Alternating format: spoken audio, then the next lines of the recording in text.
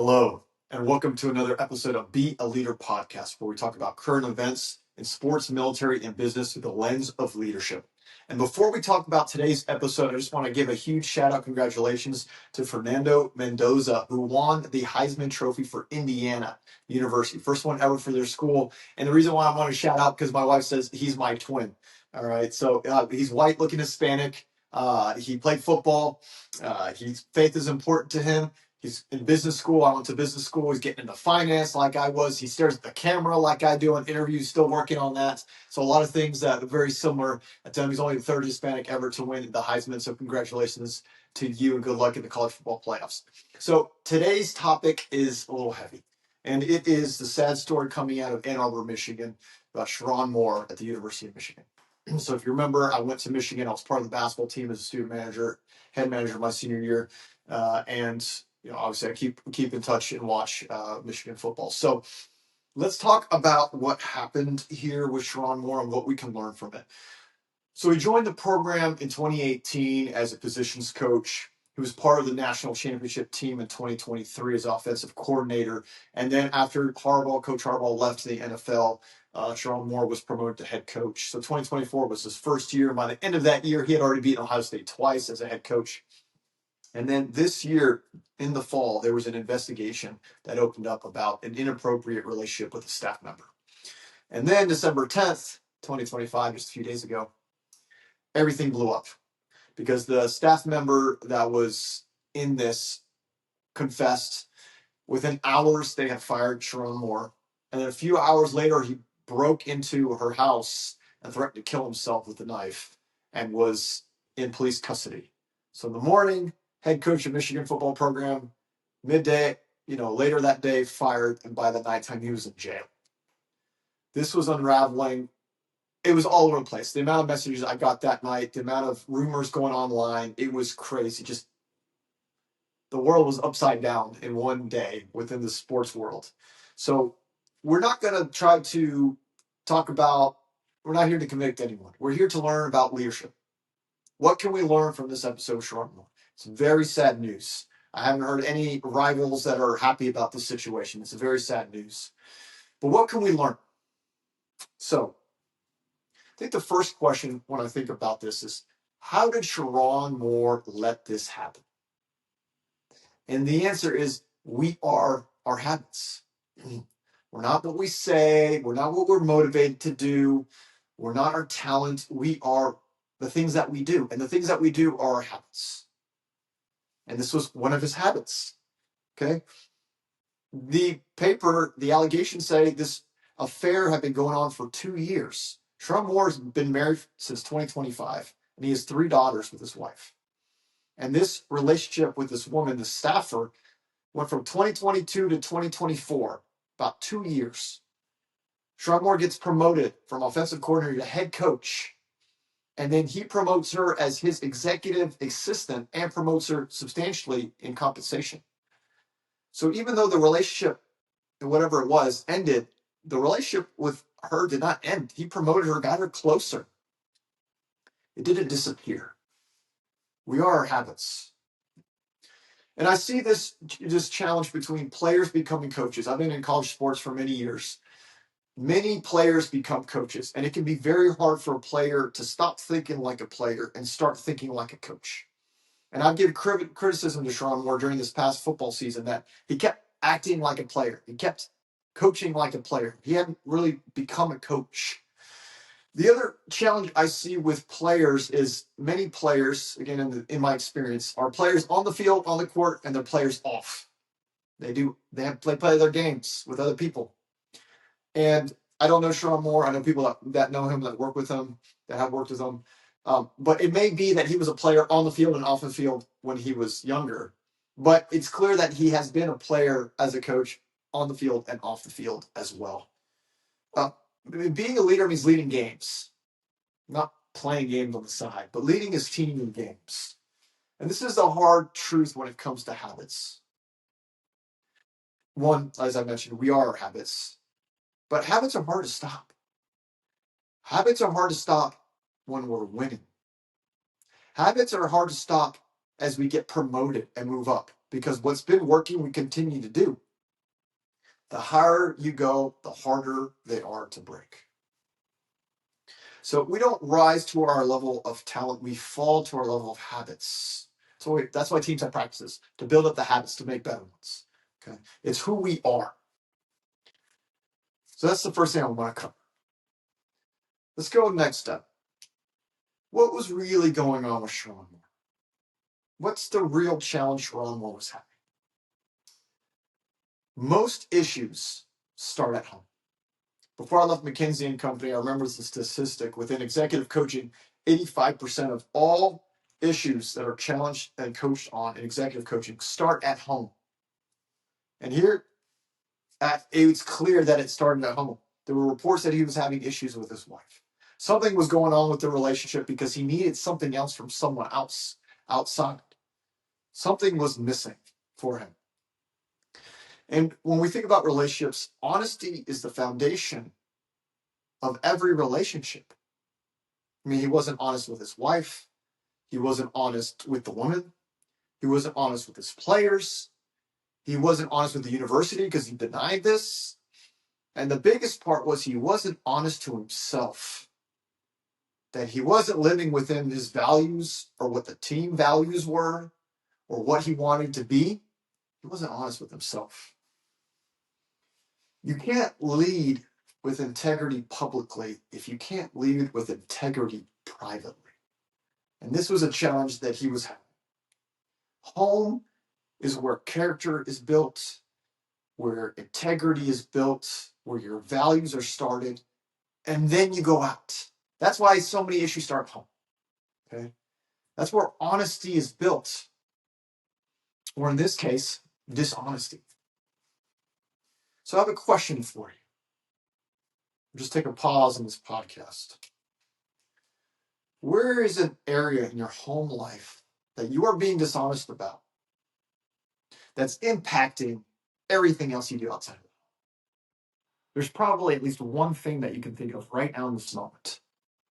And I challenge you with some reflection. How can you be honest? How can you create honesty? It'll have ripple effects in what you do. So let's move on to the season. Sherrone Moore, everything makes sense now with how the Michigan football season happened here in 2025. It's all a reflection of Sherrone Moore. He had no discipline at home, which means he had no discipline in his practices, which means we all saw no discipline in the games. How many flags did we see? How many penalties? How many things just did not make sense during the games? I was very critical in the last 3 games. They played at Northwestern, no discipline. They were Maryland, no discipline. Ohio State, no discipline. And they got destroyed against Ohio State. It all makes sense now. It's all connected. In the Marine Corps, discipline is so important because it's the small things you do amplifies in the bigger. You can't have discipline on the bigger things if you don't have the smaller. It starts in those small things. It starts in everything that you do. It's part of our fabric as Marines. Where leaders lack discipline in private, it'll start to show in public. And that's what happened here. That's what happened in the pressure moments. So now the next question I have is, what should have Sherrone Moore have done? Okay, let's go before this all comes public. Let's think about even a year ago or 2 years ago when he gets promoted. What should have Sherrone Moore done? All right, well, I got a good answer for you. Let's just think about right now. He's 39 years old. He was making roughly $6 million a year, and he was the head coach of a top-tier program, University of Michigan, top-tier program. What should he have done? The answer is he should have had 2 private coaches, 2 coaches, 2 executive coaches. Before I say why, let me describe what a coach is. A coach is someone who cares about you and only you. And they have no skin in the game. No skin. Okay? It's not like what you see with F1 drivers who's their cousin or the best friend or someone that's part of the organization or someone's compensation is attached to their signing bonus or anything. No. They need to be completely unconnected. Not part of your family, not part of a company, don't know anything. A place where you can go and a container is built where everything can be exposed, talked about, and you can grow. That is what a coach is. That is what a good coach is.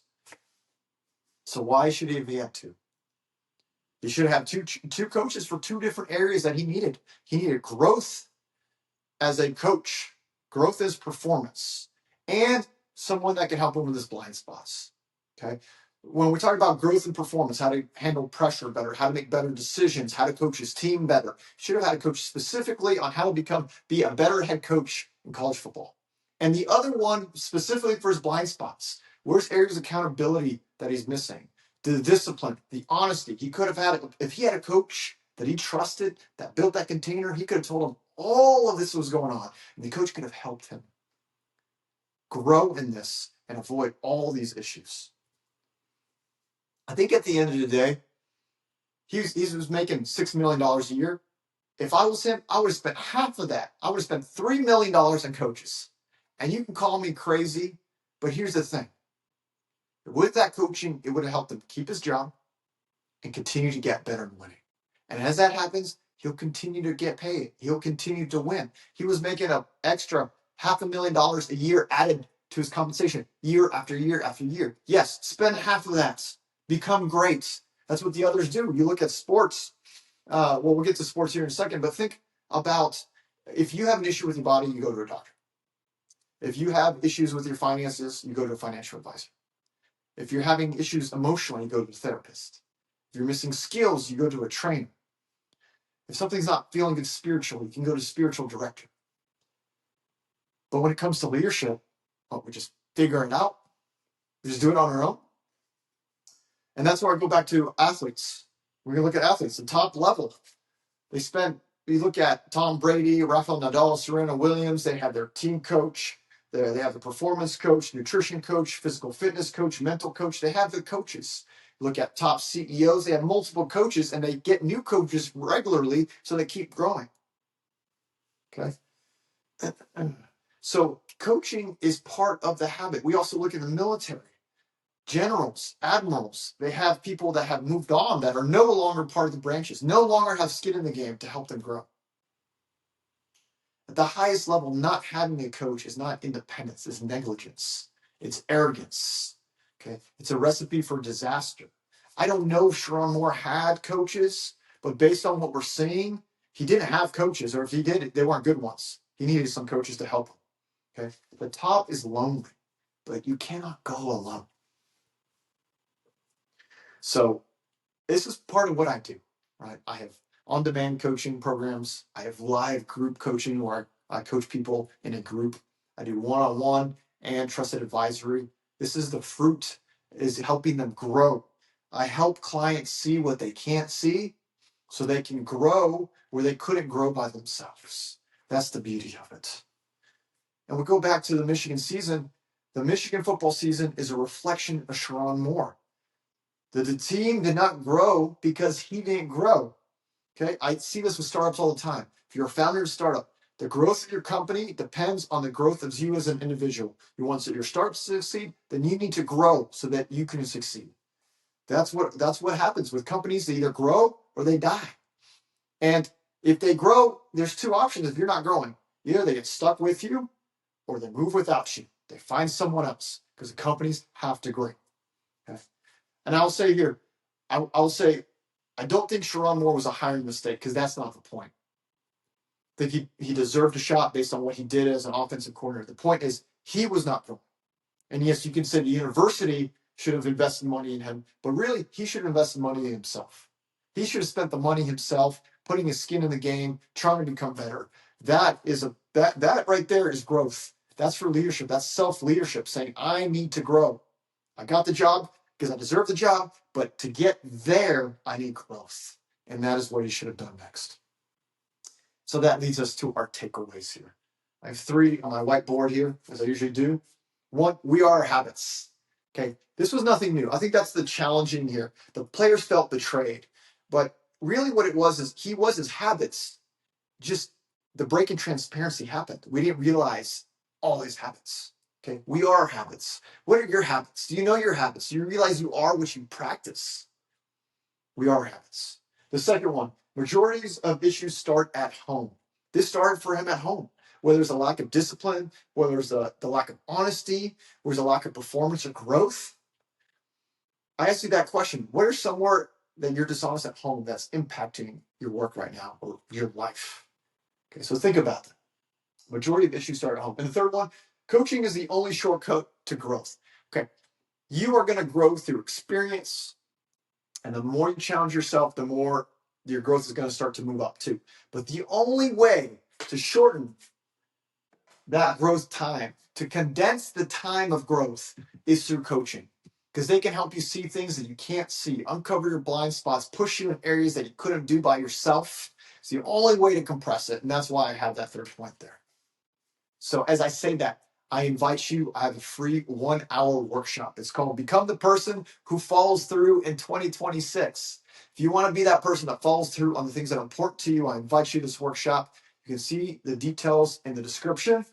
And with that, as we wrap up this podcast, remember, whether you're leading yourself, leading others, or leading leaders, be a leader. My name is Daniel Pinedo. Thank you. And until next time.